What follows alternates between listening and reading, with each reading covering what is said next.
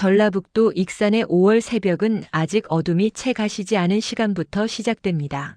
이른 아침 5시 마을 어귀 낡은 단층 집에서 희미한 불빛이 새어나오고 있었죠. 부엌에서는 김옥분 할머니가 구부정한 허리를 펴지도 못한 채 분주히 손을 놀리고 있었습니다. 72살의 나이지만 그 손놀림만큼은 여전히 빠르더라고요. 오늘은 손자 한준이의 10살 생일이었습니다. 서울에 사는 며느리 최서연이 드물게 전화를 걸어왔을 때 옥부는 가슴이 두근거렸어요.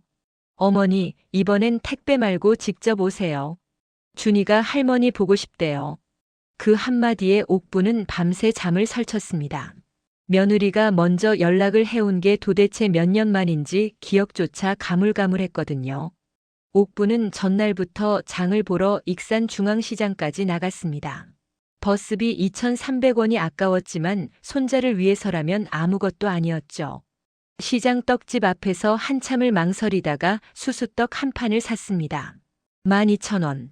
평소라면 절대 살 수 없는 가격이었지만 준이가 어렸을 때 할머니 집에 오면 할미, 이 떡 맛있어요. 하며 빨갛게 익은 얼굴로 웃던 모습이 떠올랐거든요. 그때는 준이가 6살이었습니다. 벌써 4년 전 일이에요. 정육점에서는 돼지갈비 1kg을 샀습니다. 65,000원. 평소 옥분이 한 달 식비로 쓰는 돈의 절반이 넘는 금액이었어요. 주인 아저씨가 할머니, 오늘 잔칫날이요? 하고 물었을 때 옥부는 쑥스럽게 웃으며 대답했습니다. 손자 생일이라요. 그 말을 하는 동안에도 가슴 한편이 따뜻해지더라고요.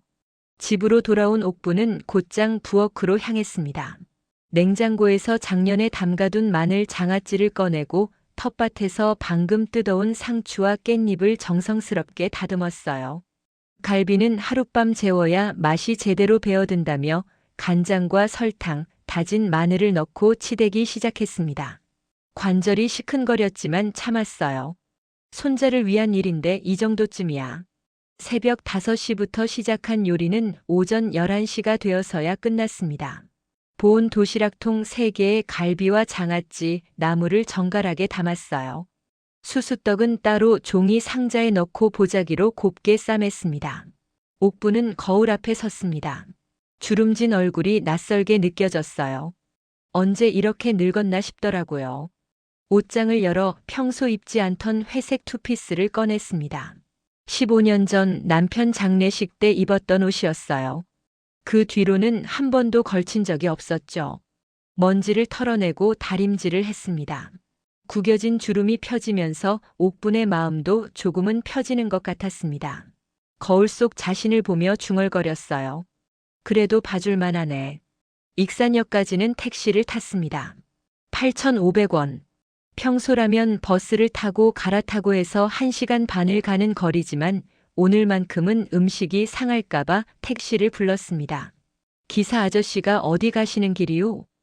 하고 물었을 때 옥부는 조심스럽게 대답했어요. 서울 강남 가는 기차 타러요. 손자 생일이라서요. 아이고 그래요?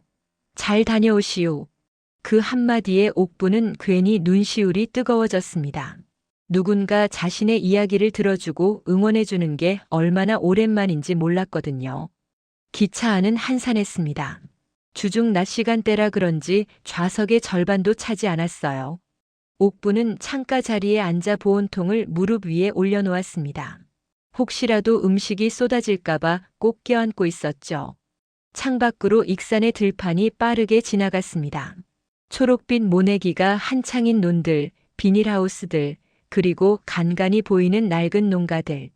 옥분이 평생 살아온 풍경이었습니다. 10살 때 시골로 시집와서 62년을 살았어요. 남편과 함께 논농사를 지으며 자식 셋을 키웠습니다. 큰딸은 대구에, 작은 딸은 부산에, 그리고 막내 아들 정민은 서울에 살고 있었죠. 정민이가 서울 건축회사에 취직했을 때 옥부는 논 2,000평을 팔아 전세금을 보탰습니다. 당시 5천만 원. 평생 모은 돈의 전부였어요. 엄마, 나중에 꼭 갚을게요. 정민이의 그 약속을 믿었습니다. 아니, 믿고 싶었어요. 하지만 13년이 지난 지금까지 한 푼도 돌려받지 못했죠. 정민이는 이제 건축회사 상무가 되었고 강남 대치동에 45평 아파트를 샀습니다. 시세가 23억 원이라고 하더군요. 옥부는 그 숫자가 얼마나 큰 돈인지 실감조차 나지 않았습니다. 기차가 천안을 지나고 수원을 지나 서울역에 도착했습니다. 오후 2시 45분. 옥부는 보온통을 챙겨 들고 조심스럽게 기차에서 내렸어요. 서울역 대합실은 사람들로 가득했습니다. 젊은이들은 모두 휴대폰을 보며 빠르게 걸어갔고 옥부는 그 사이에서 우왕좌왕했죠. 실례합니다. 지하철 2호선이 어디로 가야 하나요? 역무원에게 물었을 때 상대방은 짜증 섞인 목소리로 대답했습니다. 저기 표지판 보이시죠? 따라가세요. 옥부는 고개를 숙이며 감사합니다라고 말했지만 그 목소리는 이미 사라진 뒤였어요. 지하철 3호선으로 갈아타고 또다시 2호선으로 갈아탔습니다. 대치역에 도착했을 때는 오후 4시가 넘어 있었어요. 역에서 나와 며느리가 보낸 주소를 보며 길을 찾았습니다. 스마트폰 사용법을 배우지 못한 옥부는 종이에 적힌 주소만 믿고 걸어야 했죠. 대치동 아파트 단지는 옥분이 상상했던 것보다 훨씬 컸습니다. 높이 솟은 건물들, 깔끔하게 정돈된 조경, 그리고 경비원이 서 있는 로비. 모든 게 낯설었어요. 경비원은 정장 차림에 하얀 장갑을 끼고 있었습니다. 옥분이 다가가자 차가운 목소리로 물었어요. 어디 가세요? 저 1503동 30층에 사는 정민이네 가려고요. 며느리가 오라고 해서요. 경비원은 잠시 옥분을 훑어보더니 인터폰을 들었습니다. 방문객 있습니다. 잠시 후 며느리 서연의 목소리가 들렸어요. 보내주세요.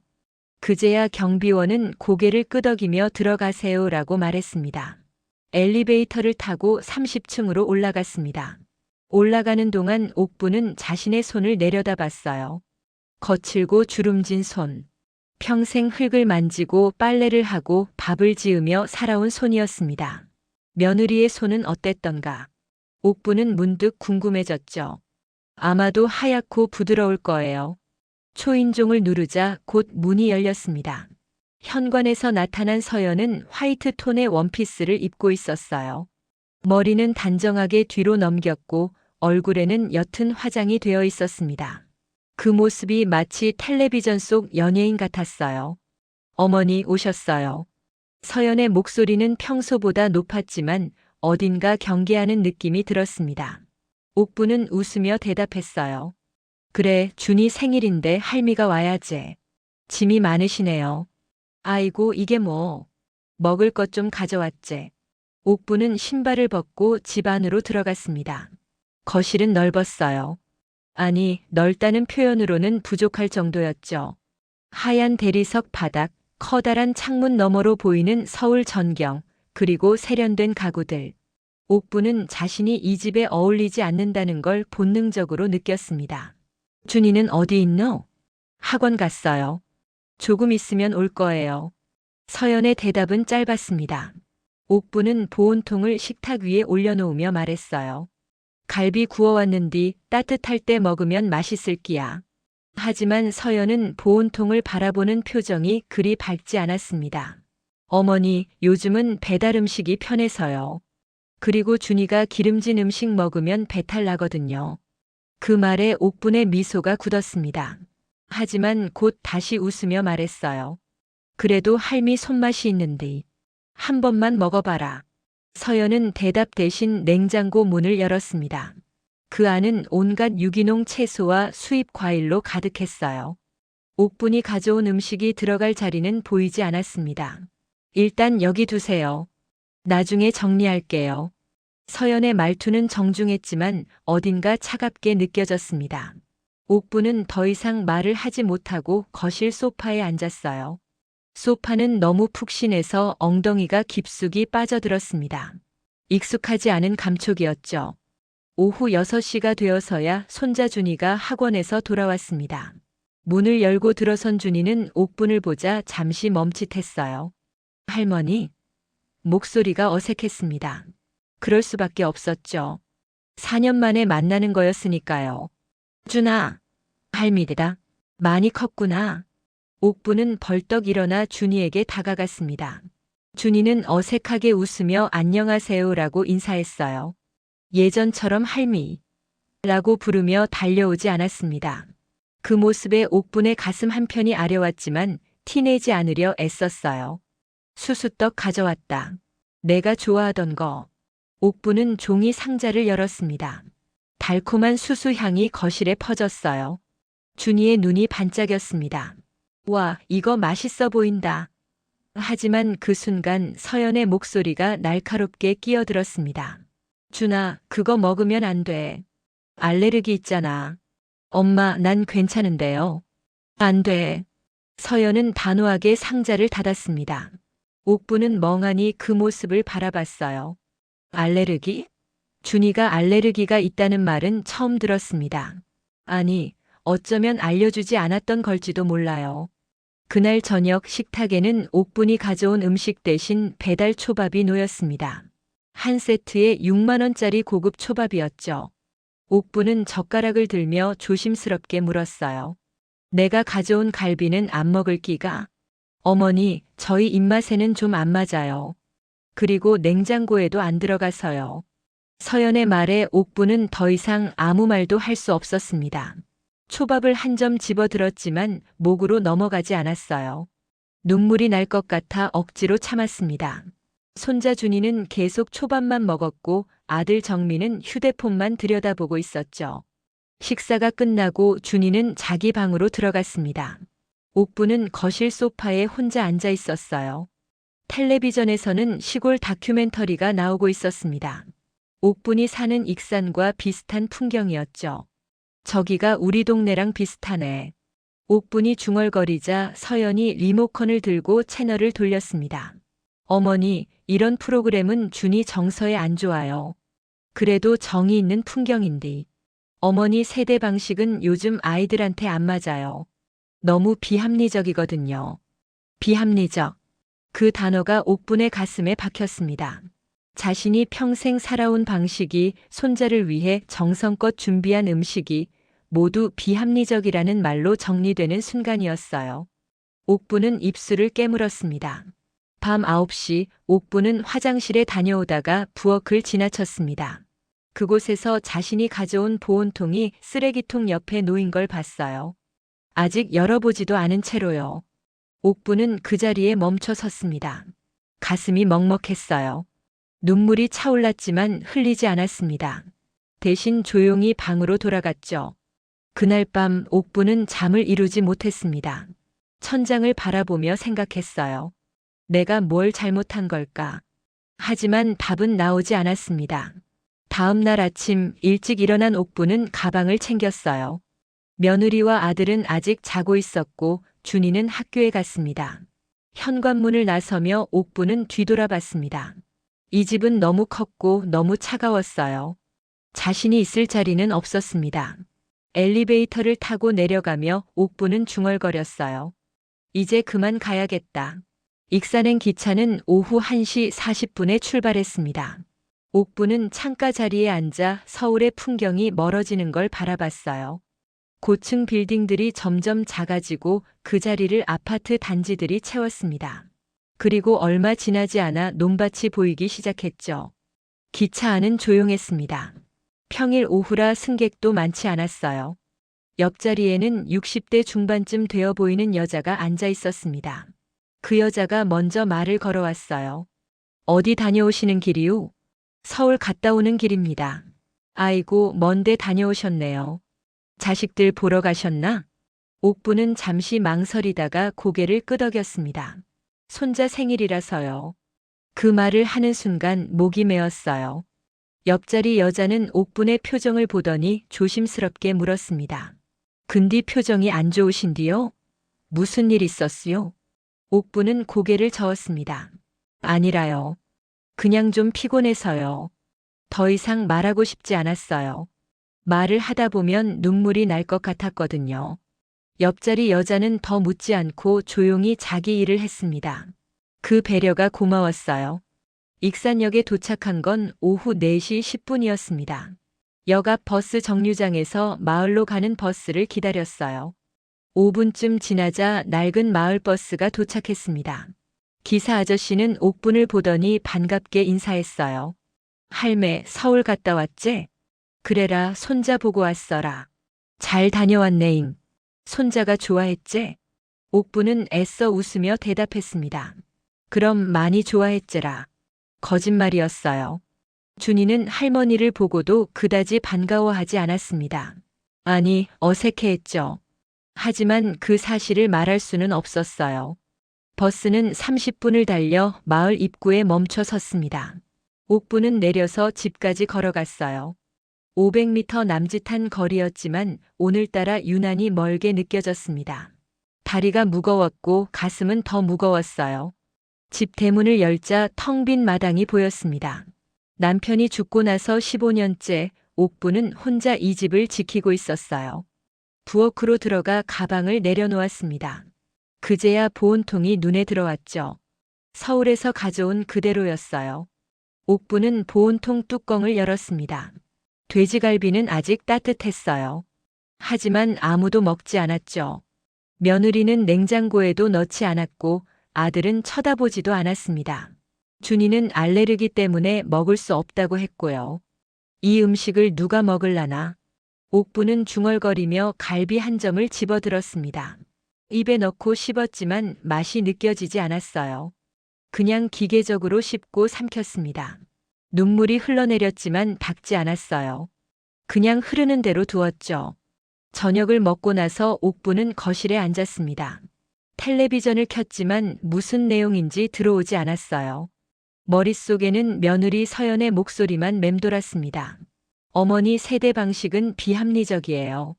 여긴 어머니 집 아니에요. 그 말들이 계속 반복되었어요. 옥분은 자신이 평생 살아온 방식을 되돌아봤습니다. 10살에 시집와서 62년을 이 마을에서 살았어요. 논농사를 지으며 남편과 함께 자식 셋을 키웠죠. 큰딸 은희는 대구에서 교사로 일하고 작은딸 은주는 부산에서 간호사로 일합니다. 막내 정민은 서울에서 건축회사 상무가 되었고요. 자식들을 키우며 옥분은 단 한 번도 자기 자신을 생각해 본 적이 없었습니다. 옷 한 벌 사는 것도 아까워하며 자식들 학비를 보탰어요. 큰딸이 대학 갈 때는 논 500평을 팔았고 작은딸이 결혼할 때는 전세금 3천만 원을 보탰습니다.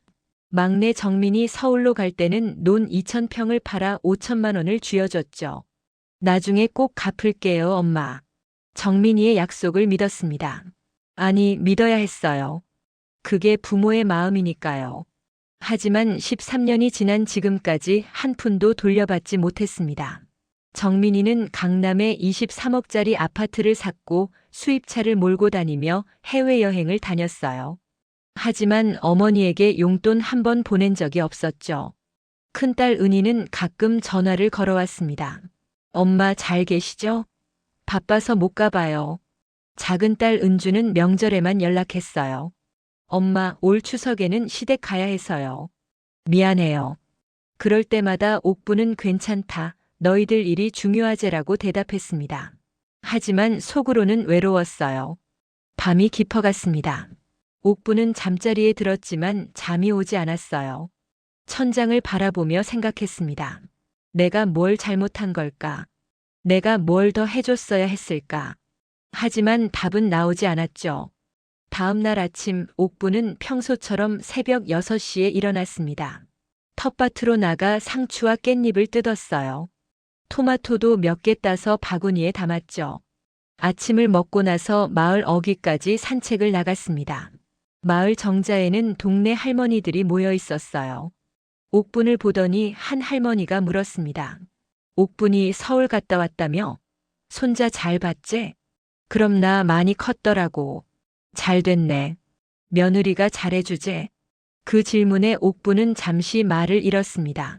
할머니들이 모두 자신을 바라보고 있었어요. 거짓말을 해야 할까, 진실을 말해야 할까? 고민하다가 결국 웃으며 대답했습니다. 그럼 나 잘해주제라. 거짓말이었어요. 하지만 동네 사람들 앞에서 며느리 흉을 볼 수는 없었습니다. 그게 시골 마을의 예의였고 옥분이 지켜온 방식이었죠. 집으로 돌아온 옥부는 장롱을 열었습니다. 맨 위 선반에는 낡은 상자가 하나 놓여 있었어요. 먼지를 털어내고 열자 통장 몇 권이 나왔습니다. 하나씩 펼쳐봤죠. 첫 번째 통장은 농협 통장이었습니다. 잔액 830만 원. 두 번째는 우체국 통장. 잔액 570만 원. 세 번째는 새마을금고 통장. 잔액 320만 원. 합치면 1620만 원이었어요. 평생 모은 돈이 고작 이것뿐이었습니다. 논을 팔고 소를 팔고 보험을 들고 해서 자식들에게 다 줬죠. 남은 건 이 작은 금액뿐이었어요. 옥부는 통장을 손에 쥐고 한참을 멍하니 앉아 있었습니다. 이 돈으로 뭘 할 수 있을까? 생각했지만 답이 나오지 않았어요. 1600만 원으로는 서울 아파트 화장실 하나도 못 산다는 걸 알고 있었습니다. 며느리 서연이 입고 다니는 옷 한 벌 값도 안 될 거예요. 그 생각을 하니 가슴이 답답했습니다. 오후가 되자 휴대폰이 울렸습니다. 큰딸 은희였어요. 엄마 서울 다녀왔다며? 정민이한테 들었어. 그래라, 준이 생일이라서 갔다 왔다. 근데 엄마 다음부턴 택배로 보내. 힘들게 왔다 갔다 하지 말고. 그래도 손자 얼굴 보고 싶어서라. 엄마 그러지 말고. 서연이가 부담스러워해. 알지? 며느리 눈치도 봐야 하고 그러니까. 그 말에 옥부는 말을 잇지 못했습니다. 큰딸마저 며느리 편을 들고 있었어요. 아니, 편을 든다기보다는 현실적인 조언을 하는 거겠죠. 하지만 옥분에게는 그게 비수처럼 느껴졌습니다. 알았다, 은희야. 그래, 엄마. 건강 챙기고. 나 바빠서 끊을게. 전화는 그렇게 끝났습니다. 1분도 채 안 되는 통화였어요. 옥부는 휴대폰을 내려놓고 한숨을 쉬었습니다. 자식들은 모두 바빴어요. 엄마를 신경 쓸 시간이 없었죠. 저녁을 먹고 나서 옥부는 다시 거실에 앉았습니다. 텔레비전에서는 뉴스가 나오고 있었어요. 서울 아파트 값이 또 올랐다는 소식이었죠. 강남 대치동은 평당 7천만 원을 넘었다고 합니다. 옥분이 사는 익산 시골집은 평당 100만 원도 안 될 거예요. 나는 도대체 뭐였을까? 그 생각이 머릿속을 맴돌았습니다. 평생 자식을 위해 살았는데 정작 자신에게 남은 건 아무것도 없었어요. 빈집과 텅 빈 마음뿐이었죠. 며칠이 지났습니다. 옥부는 평소처럼 밭일을 하고 장을 보고 저녁을 먹었어요. 하지만 마음 한편은 계속 공허했습니다. 며느리의 그 말이 계속 귓가에 맴돌았죠. 여긴 어머니 집 아니에요. 그 말은 단순히 아파트가 옥분의 집이 아니라는 의미가 아니었습니다.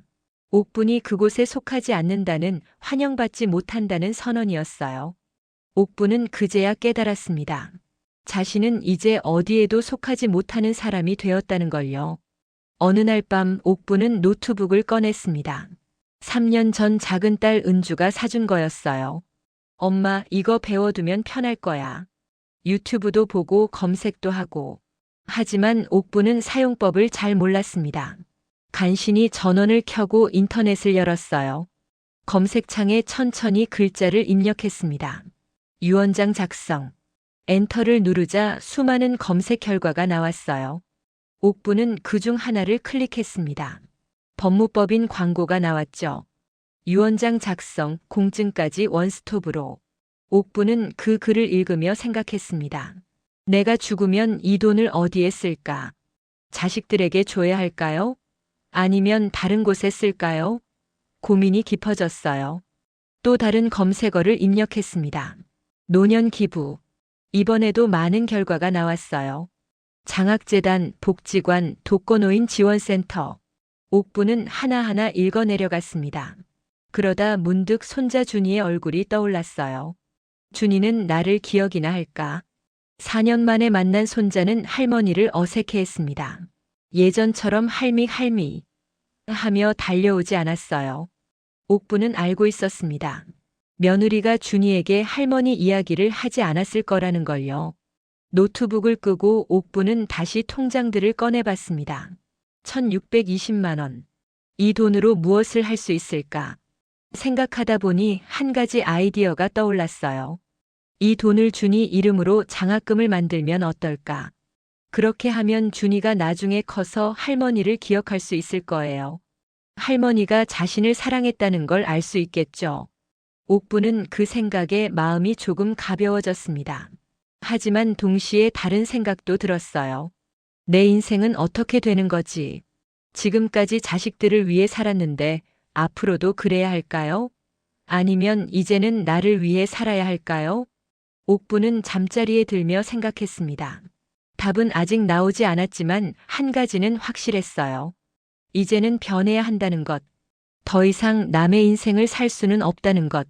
그렇게 마음먹으니 조금은 홀가분해졌습니다.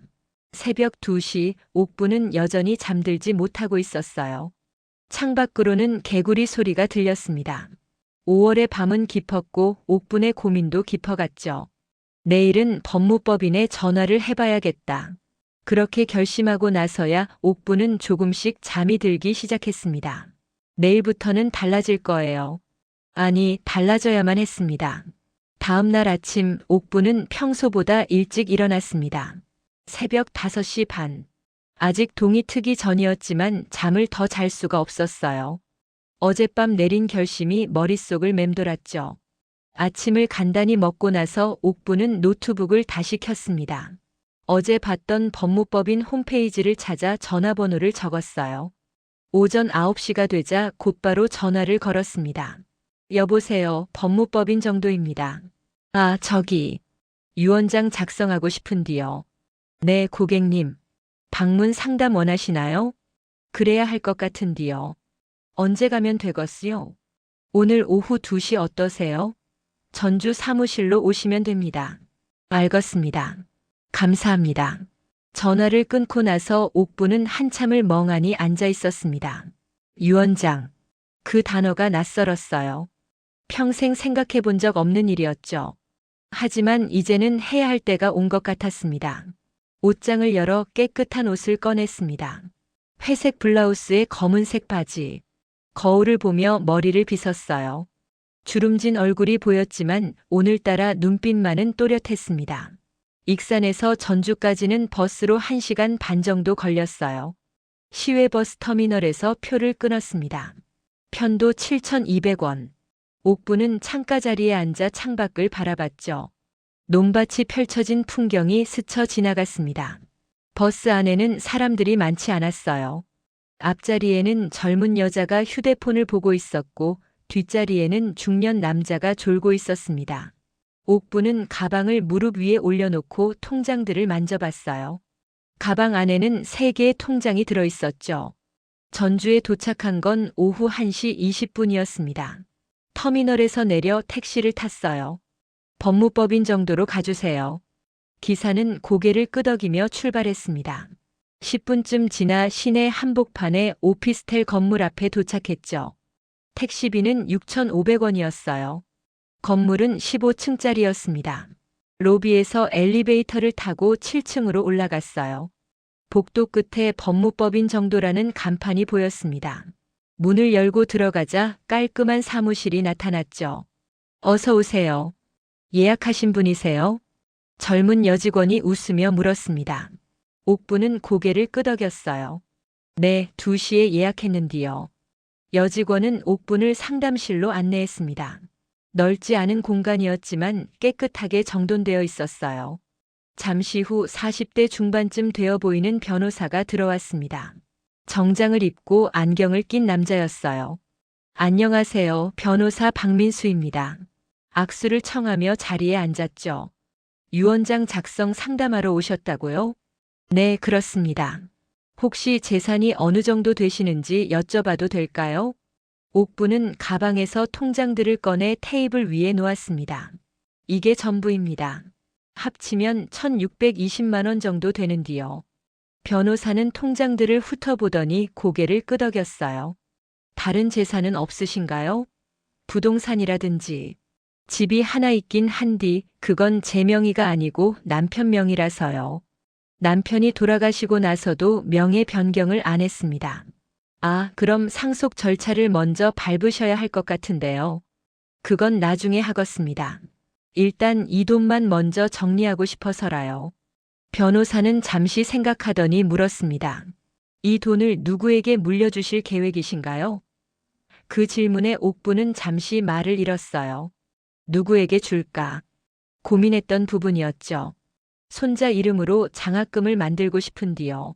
그리고 나머지는 기부하려고 합니다. 자녀분들께는 안 물려주시나요? 옥부는 고개를 저었습니다. 자식들한테는 평생 다 해줬습니다. 이젠 제가 하고 싶은 대로 하고 싶어라요. 그 말에는 단호함이 묻어 있었어요. 변호사는 잠시 옥분을 바라보더니 고개를 끄덕였습니다. 알겠습니다. 그럼 장학금 규모는 어느 정도로 하시겠어요? 500만 원 정도요. 손자 이름으로 통장을 만들어서 나중에 성인이 되면 쓸 수 있게 해주고 싶습니다. 좋습니다. 그럼 나머지 1120만 원은 어디에 기부하실 건가요? 옥부는 잠시 생각했습니다. 어디에 기부할까? 고민하다가 입을 열었어요. 시골에 혼자 사시는 할머니들 돕는 데 쓰면 좋겠습니다. 저처럼 외로운 사람들이 많거든요.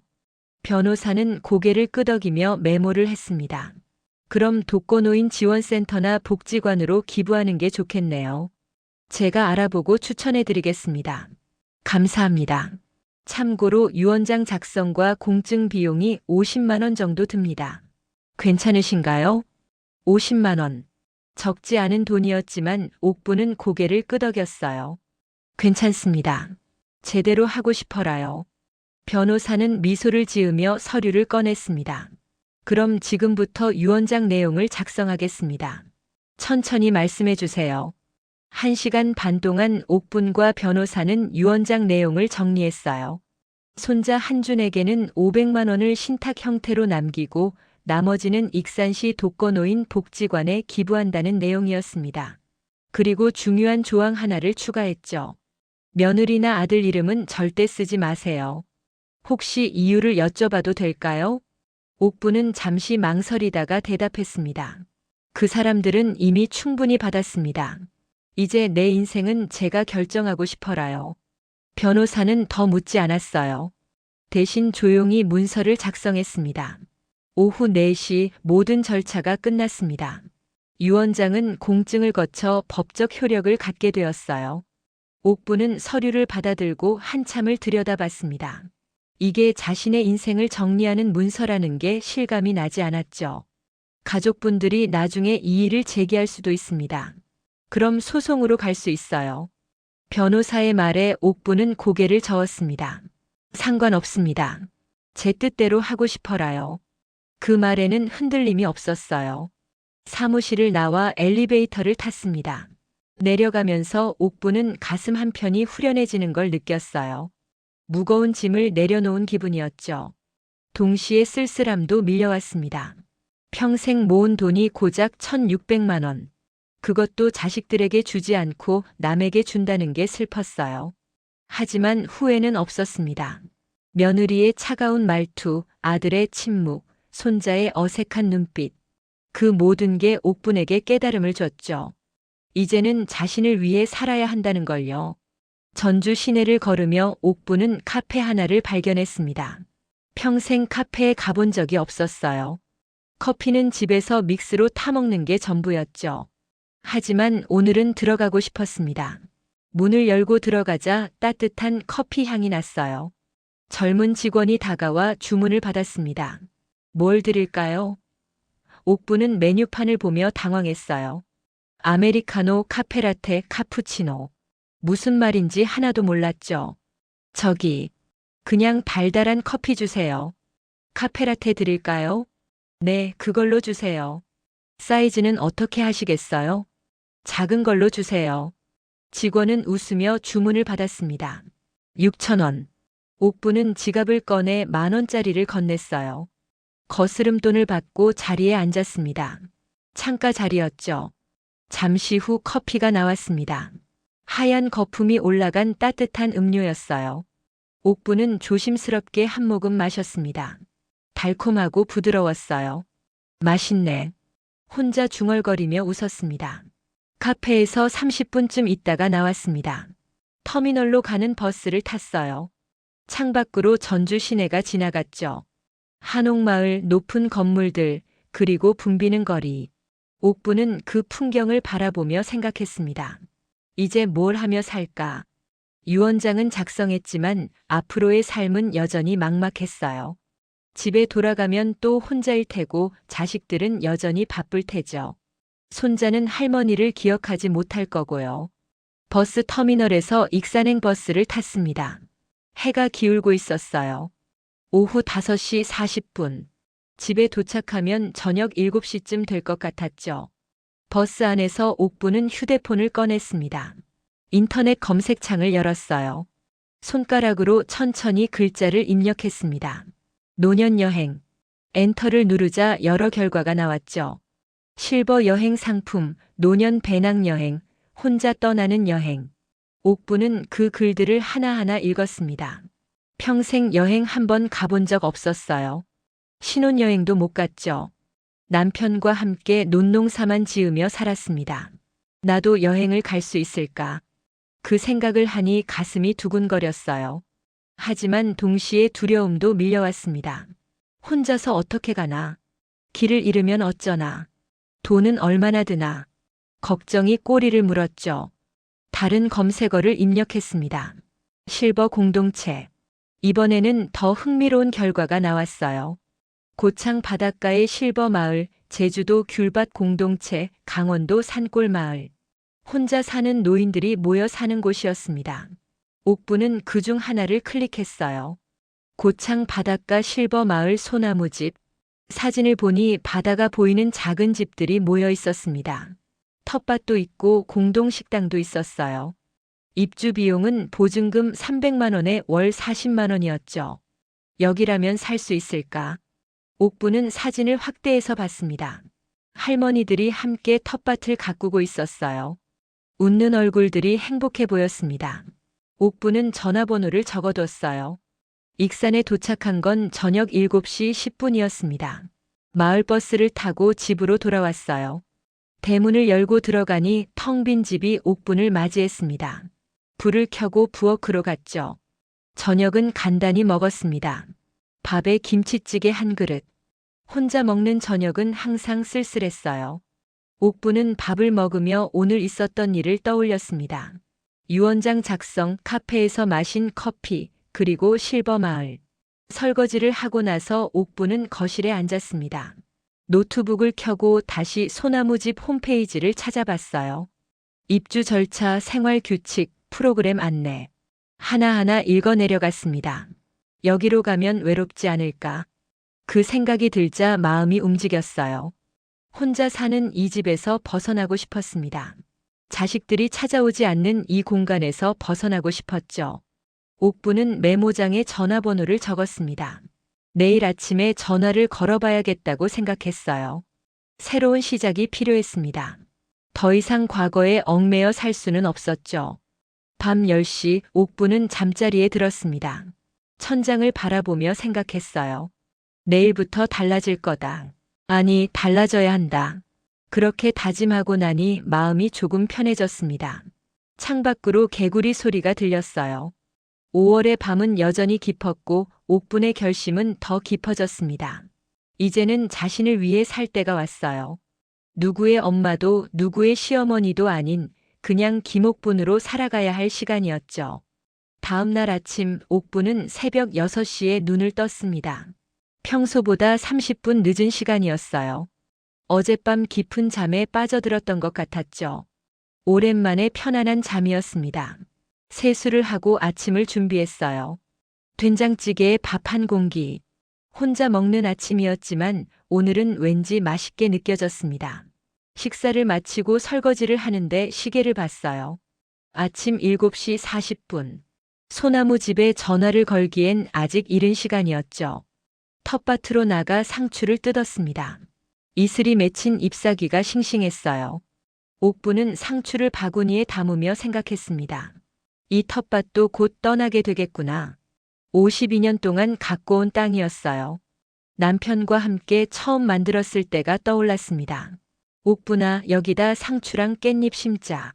우리 먹을 것쯤은 있어야지. 남편의 목소리가 귓가에 맴도는 것 같았어요. 벌써 15년 전 일입니다. 남편이 떠나고 나서 옥부는 혼자 이 텃밭을 지켜왔죠. 하지만 이제는 떠날 때가 온 것 같았습니다. 집으로 돌아와 시계를 봤어요. 9시 5분. 이제 전화를 걸어도 될 시간이었습니다. 옥부는 메모장에 적어둔 번호를 보며 휴대폰을 들었어요. 손이 떨렸습니다. 긴장됐죠. 숫자를 천천히 눌렀어요. 신호음이 울렸습니다. 한 번, 두 번, 세 번. 네 번째 신호음이 울릴 때 전화가 연결됐어요. 네, 소나무 집입니다. 밝은 목소리였습니다. 50대 중반쯤 되어 보이는 여자의 목소리였어요. 옥부는 침을 삼키고 입을 열었습니다. 저기, 입주 문의하려고 전화드렸는디요. 아, 네. 어디서 보시고 연락 주셨어요? 인터넷에서 봤습니다. 연세가 어떻게 되세요? 72살입니다. 좋아요. 저희는 60세 이상이면 입주 가능하거든요. 혹시 거동은 불편하지 않으세요? 아니라요, 건강합니다. 그럼 언제 한번 방문하실 수 있으세요? 직접 보시고 결정하시는 게 좋거든요. 옥부는 잠시 생각했습니다. 언제 갈까? 고민하다가 대답했어요. 이번 주 토요일에 가면 되겠습니까? 네, 좋아요. 토요일 오전 11시에 오시면 제가 안내해 드릴게요.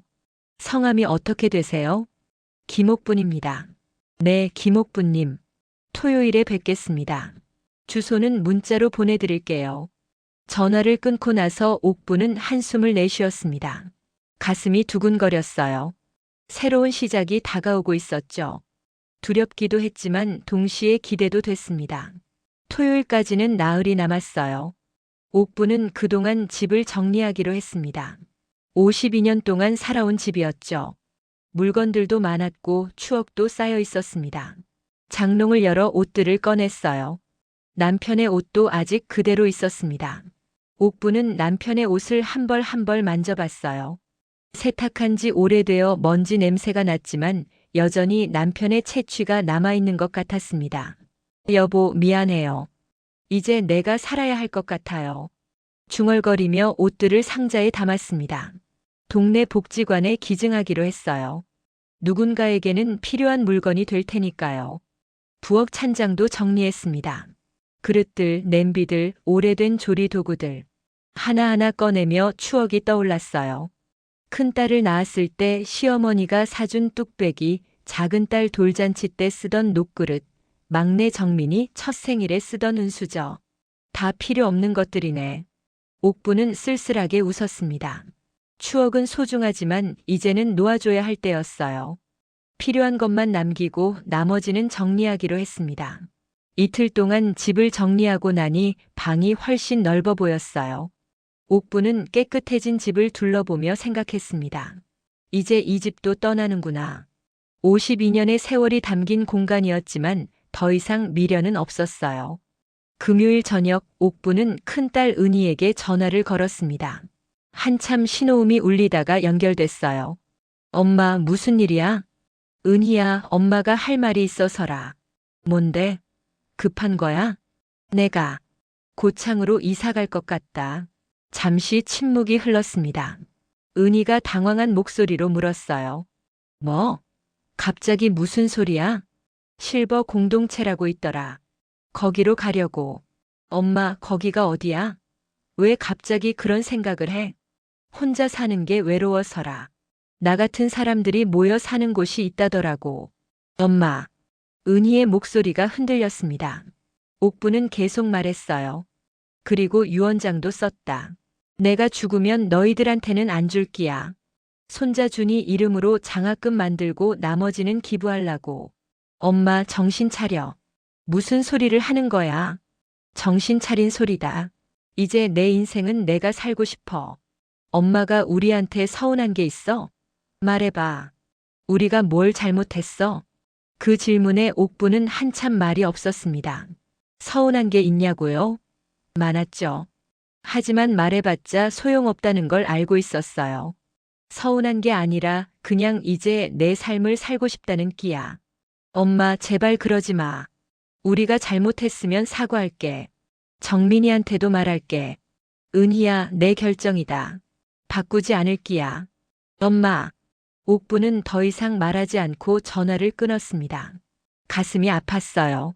하지만 돌아설 수는 없었습니다. 이미 결정한 일이었죠. 토요일 아침 옥부는 일찍 일어나 준비를 했습니다. 깨끗한 옷을 입고 가방을 챙겼어요. 고창까지는 버스로 2시간 반 정도 걸렸습니다. 오전 8시 버스를 타기로 했죠. 익산 시외버스 터미널에서 고창행 표를 끊었습니다. 11,000원. 옥부는 창가 자리에 앉아 창밖을 바라봤어요. 버스가 출발하자 익산 시내가 멀어졌습니다. 논밭이 펼쳐진 풍경, 작은 마을들, 그리고 산들. 익숙한 풍경이었지만 오늘따라 새롭게 보였어요. 이제 이 풍경과도 작별해야 하는 건가 싶었죠. 고창에 도착한 건 오전 10시 40분이었습니다. 터미널에서 내려 택시를 탔어요. 소나무 집으로 가주세요. 기사는 고개를 끄덕이며 출발했습니다. 15분쯤 달리자 바다가 보이기 시작했어요. 여기 소나무 집입니다. 택시가 멈춘 곳은 바닷가 언덕이었습니다. 작은 집들이 5채 정도 모여 있었어요. 하얀색과 연한 파란색으로 칠해진 집들이 예뻤죠. 앞마당에는 텃밭이 있었고 공동식당으로 보이는 건물도 하나 있었습니다. 대문으로 들어가자 50대 중반의 여자가 나왔어요. 환한 미소를 지으며 다가왔습니다. 김옥부님이시죠? 저는 소나무집 관리자 이순자라고 합니다. 네, 반갑습니다. 어서 오세요. 제가 안내해 드릴게요. 순자는 옥분을 집 안으로 안내했습니다. 첫 번째로 보여준 곳은 공동식당이었어요. 넓은 공간에 테이블 6개가 놓여 있었습니다. 부엌도 있었고 거실처럼 꾸며진 공간도 있었죠. 여기서 아침과 저녁을 함께 먹습니다. 점심은 각자 알아서 드시고요. 요리는 돌아가면서 해요. 혼자 사는 분들이 다 모여 계신 건가요? 네, 지금 11분이 계세요. 다들 60대에서 80대까지이고 혼자 사시다가 오신 분들이죠. 옥부는 고개를 끄덕였습니다. 순자는 계속 안내했어요. 텃밭을 지나 개인 숙소로 향했습니다. 여기가 빈방입니다. 작지만 혼자 살기엔 충분해요. 문을 열자 깨끗한 방이 나타났습니다. 침대와 작은 책상, 옷장이 있었어요. 창문 너머로는 바다가 보였습니다. 옥부는 창가로 다가가 바다를 바라봤어요. 파도 소리가 들렸습니다. 바다가 보이네요. 네, 이 방이 제일 전망이 좋아요. 마음에 드세요? 옥부는 고개를 끄덕였습니다. 좋습니다. 여기서 살고 싶어라요. 순자는 환하게 웃었어요. 좋아요. 그럼 계약서 작성하고 입주 날짜 정하시면 됩니다. 사무실로 돌아가 계약서를 작성했습니다. 보증금 300만 원, 월세 40만 원. 옥부는 통장을 꺼내 보증금을 이체했어요. 입주 날짜는 2주 후로 정했습니다. 그동안 익산 집을 정리하고 오기로 했죠. 혹시 다른 분들도 만나볼 수 있을까요? 물론이죠. 지금 몇 분 계실 거예요. 순자는 옥분을 공동식당으로 데려갔습니다. 거기에는 3명의 할머니가 앉아 있었어요. 60대 후반에서 70대 초반쯤 되어 보였습니다. 여러분, 새로 입주하실 김옥부님이세요. 할머니들이 일어나 인사를 했습니다. 한 할머니가 다가와 악수를 청했어요. 반갑습니다. 저는 박순이라고 합니다. 여기 온 지 1년 됐어요. 저는 최정자예요. 저도 1년 정도 됐네요. 저는 강미숙이에요. 저는 6개월 됐어요. 옥부는 한 명 한 명과 악수를 나눴습니다. 모두 따뜻한 미소를 짓고 있었어요. 박순이가 물었습니다. 어디서 오셨어요? 익산에서 왔습니다. 아이고, 먼 데서 오셨네요. 자식들은 어디 계세요? 서울이랑 대구, 부산에 있습니다. 그럼 혼자 사셨겠네요. 옥부는 고개를 끄덕였어요. 15년째 혼자 살았습니다. 정자가 옥분의 손을 잡았습니다. 우리도 다 그래요. 여기 계신 분들 다 혼자 살다 오신 분들이에요. 이제 외롭지 않을 거예요. 그 말에 옥분의 눈시울이 뜨거워졌습니다. 정자의 손이 따뜻했어요. 오랜만에 느끼는 온기였죠. 점심을 함께 먹었습니다. 된장찌개에 생선구이, 나물 반찬. 소박한 식사였지만 옥분에게는 가장 맛있는 식사였어요. 함께 밥을 먹으며 이야기를 나누는 게 얼마나 오랜만인지 몰랐죠. 옥분 씨, 여기 오시면 우리랑 같이 텃밭 가꿔요.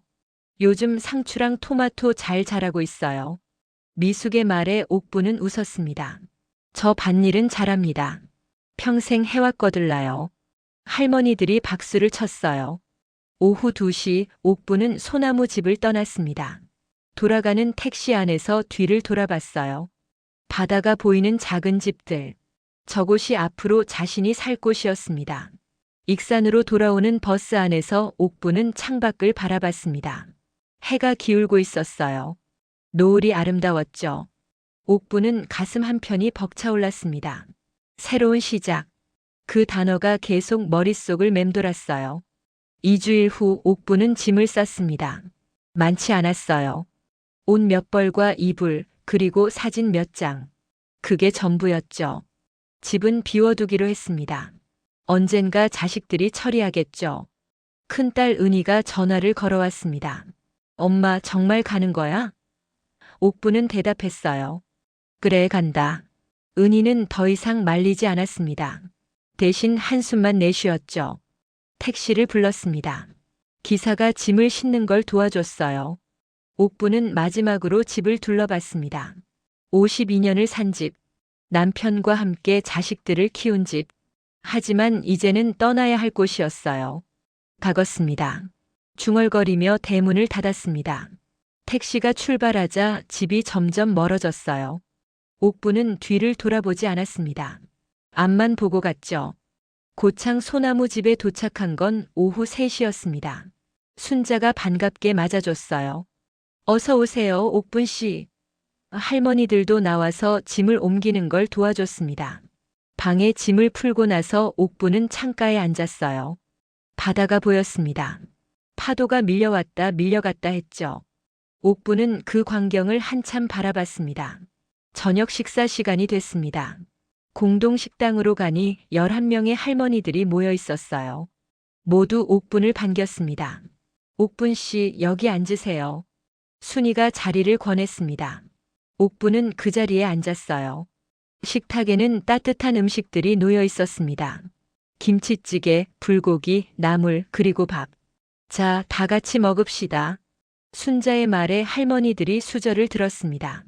옥분도 밥을 한 숟가락 떠서 입에 넣었어요. 따뜻했습니다. 음식의 온기가 가슴까지 전해졌죠. 식사를 하며 할머니들이 이야기를 나눴습니다. 오늘 텃밭에서 딴 토마토 이야기, 내일 함께 바닷가 산책 가자는 이야기, 다음 주에 있을 마을 잔치 이야기. 옥분은 그 이야기들을 들으며 웃었어요. 오랜만에 마음이 편안했습니다. 식사를 마치고 설거지를 함께 했습니다. 옥분은 그릇을 닦으며 생각했어요. 이게 내가 원하던 삶이구나. 누군가와 함께 밥을 먹고 이야기를 나누고 웃는 것. 그게 행복이었습니다. 밤 9시 옥분은 방으로 돌아왔습니다. 침대에 누워 창밖을 바라봤어요. 달이 떠 있었습니다. 바다 위로 달빛이 비쳤죠. 파도 소리가 들렸습니다. 옥분은 휴대폰을 꺼내 손자 한준에게 문자를 보냈습니다. 준아, 할미는 이제 바다가 보이는 곳에서 살게 됐어. 내가 크면 한번 놀러 와라. 할미가 맛있는 거 많이 해줄게. 사랑한다, 우리 준이. 문자를 보내고 나서 옥분은 눈을 감았습니다. 눈물이 흘러내렸지만 슬픈 눈물은 아니었어요. 해방의 눈물이었습니다. 이제 나는 김옥분으로 산다. 그 생각을 하니 가슴이 벅찼어요. 더 이상 누구의 엄마도 누구의 시어머니도 아니었습니다. 그냥 김옥분. 72살의 한 여자였죠. 다음 날 아침 옥분은 새벽 6시에 일어났습니다. 창밖으로 해가 떠오르고 있었어요. 옥분은 밖으로 나가 바닷가로 걸어갔습니다. 모래사장에 발을 디뎠죠. 파도가 발끝을 적셨습니다. 옥분은 바다를 바라보며 깊게 숨을 들이마셨습니다. 짠, 바다 냄새가 폐 깊숙이 들어왔어요. 살아있다는 느낌이 들었죠. 이제 시작이야. 중얼거리며 웃었습니다. 아침 햇살이 따뜻했어요. 새로운 하루가 시작되고 있었습니다. 김옥분의 새로운 인생도 함께요. 수수떡 냄새가 나던 그날 옥부는 버림받은 게 아니었습니다. 자유를 얻은 것이었죠. 그리고 이제 그 자유를 온전히 누릴 준비가 되어 있었어요. 바람이 불었습니다. 옥분의 머리카락이 날렸죠. 하지만 옥부는 그대로 서 있었습니다. 흔들리지 않고 담담하게 그저 자신의 이름으로 서 있었어요. 김옥분. 그게 지금의 그녀였습니다.